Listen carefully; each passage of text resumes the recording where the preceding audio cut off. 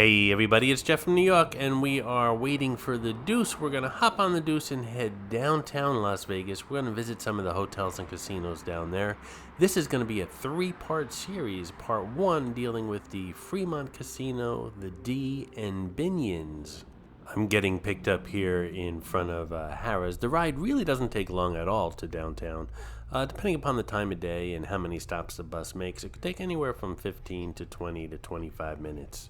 So if you like downtown or like to learn more about it, I suggest you watch all 3 parts of this Downtown Las Vegas Hotel and Casino series.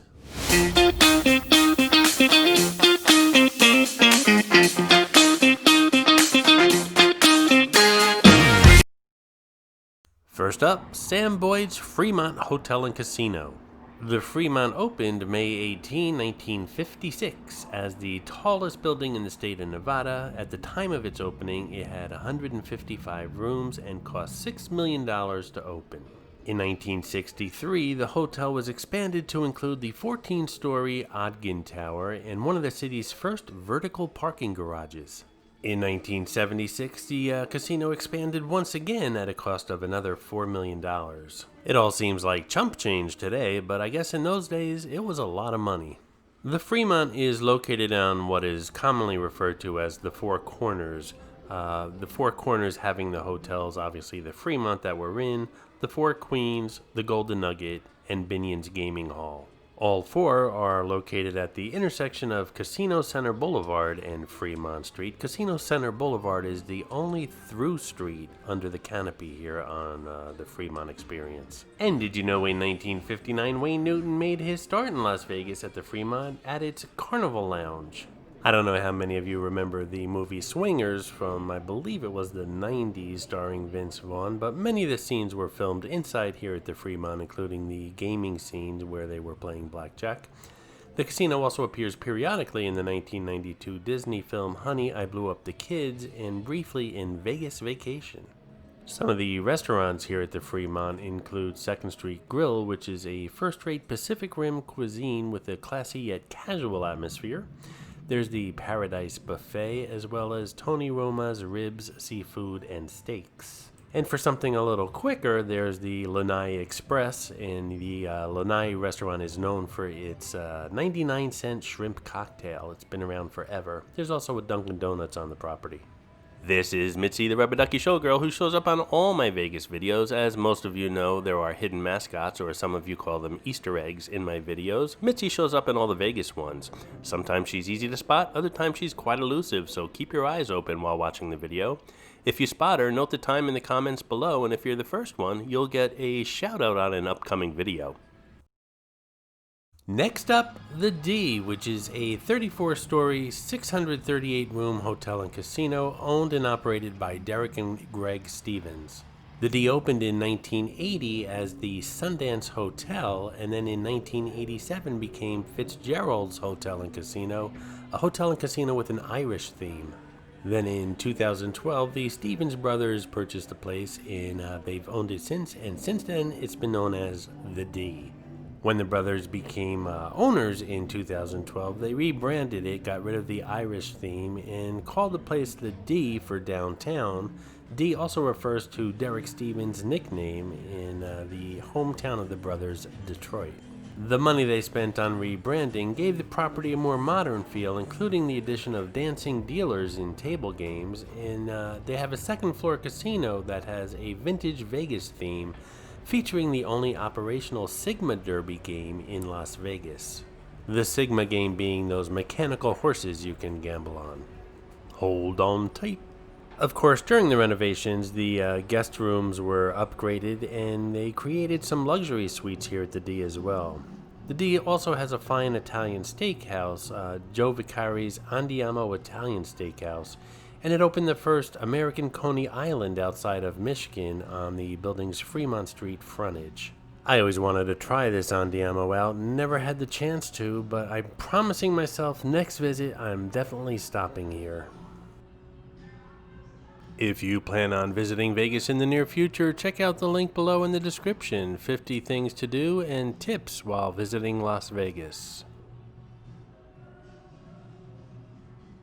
I've heard lots of good things about Andiamo, and like I said, I really want to check it out on my next visit. I love a good steak, especially a filet.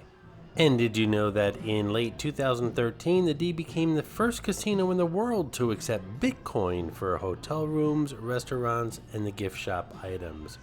Additionally, a Bitcoin ATM was installed next to the gaming floor where customers can buy and sell Bitcoin instantly for cash. And I'm just going to make the assumption that this Blarney stone here for good luck was left from the Fitzgerald days. And as you can see, there's lots of slots up here on the second level of the casino, which again is supposed to be a retro casino. I don't see too much retro going on up here. However, this is where the Sigma Derby game is, and we're about to find that in a couple moments, I hope. But if slots are your thing, there's no shortage of them here at the D, either upstairs or downstairs. This is the D Grill, known for breakfast all day long, and a few of the items you can find on the menu are waffles, eggs, bacon, sausage for breakfast. And of course they have sandwiches, burgers, and fries for lunch, and prime rib, chicken, parmesan, and seafood for dinner. It's open daily from 8 a.m. to 10 p.m. and again, breakfast all day long. And here's that Sigma Derby, the only one operating in Las Vegas, and I've always seen it, I've never played it. So again, another item for my bucket list. You know what, when I visit Andiamo and have my steak, I'm going to come out here with a cocktail and play Sigma Derby for a while. And once again, here's the long bar, said to be the longest bar in Nevada. It's just shy of about 100 feet. Next up, Binions Gaming Hall. Binions has been making Las Vegas history since 1951, when Texas gambler Benny Binion bought the property at 128 Fremont Street. Benny was passionate about giving players excitement, good odds, and friendly service, or as he would say, good food, good whiskey, good gamble. When Benny introduced the Horseshoe Club to the Glitter Gulch of downtown Las Vegas, a legacy was born. Many of you know this as the comp cards or the courtesy cards of today's casinos. The Horseshoe Club became the first real gambling hall and saloon in Las Vegas and was soon recognized as a place to go for high roller action and generous comps for all players. While the nostalgic personality of the Horseshoe Club remained the same throughout the years, the property grew in both size and scope when in 1960, Benny purchased the neighboring Boulder Club. In 1988, Benny's sons purchased the Mint Hotel to double the size of the property that today covers an entire block of Fremont Street as Binions Gambling Hall and Hotel.